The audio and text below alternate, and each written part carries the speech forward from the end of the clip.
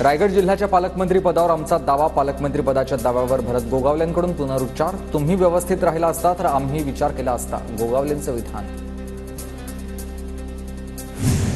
फरार कृष्णा आता पोलिसांना सापडणार नाही, आमदार संदीप क्षीरसागर यांचं वक्तव्य आहे। तर मंत्रिपदामुळे कराडला व्हीआयपी ट्रीटमेंट मिळत असल्याचाही क्षीरसागरांचा दावा। मनोज जरांगेंचं दुसऱ्या दिवशीही आमरण उपोषण सुरू, मराठा आरक्षणासाठी जरांगेंचं हे उपोषण। जरांगेंनी पुन्हा उपोषणाच्या नौटंकीचं हत्यार उगारलंय। जरांगेंनी सांगावं, तुमच्या आकाच्या आकाचे हे आदेश आहेत का? प्रसाद दाड यांची टीका। जरांगेंच्या लढ्याबाबत माझ्या मनात सन्मान, जरांगेंनी सकारात्मकता दाखवली तर मी थेट भेट घ्यायला तयार आहे। जालन्याच्या पालकमंत्री पंकजा मुंडे यांची प्रतिक्रिया। प्रजासत्ताक दिनानिमित्त आज मुख्यमंत्री देवेंद्र फडणवीसांनी राज्यपाल CP राधाकृष्णन यांची घेतली भेट। भेटीमध्ये राज्यातील विविध विषयांवर मुख्यमंत्री आणि राज्यपालांमध्ये चर्चा।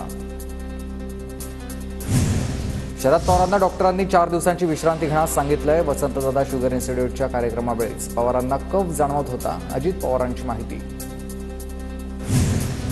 काँग्रेस नेतृत्वामध्ये महाराष्ट्रामध्ये सरकार आणावं ही जनतेची भूमिका होती। कुठल्या बूथवर 76 लाख मतं झाली, निवडणूक आयोगाला विचारलंय। डाटा नाही असं निवडणूक आयोगानं सांगितलंय।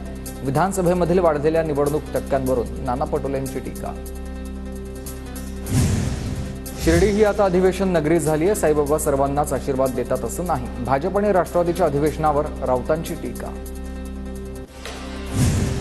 कोस्टल रोड उद्यापासून वाहतुकीसाठी पूर्ण क्षमतेने सुरू होणार, मुख्यमंत्री फडणवीसांच्या हस्ते लोकार्पण। Worli, Prabhadevi, lower Parel, lotus junction या भागातील प्रवाशांसाठी 3 आंतरमार्गिका खुल्या झाल्यात, तर मरीन लाईन्स ते वांद्रे सीलिंग प्रवास 10 मिनिटात पूर्ण होणार आहे। मविया सरकार स्थगिती सरकार होतं। मवियाच्या काळामध्ये कोस्टल रोडचं काहीच काम झालेलं नाही, तर आदित्य ठाकरेंनी श्रेय घेण्याचा प्रयत्न करू नये, मुख्यमंत्री फडणवीसांचा हल्लाबोल।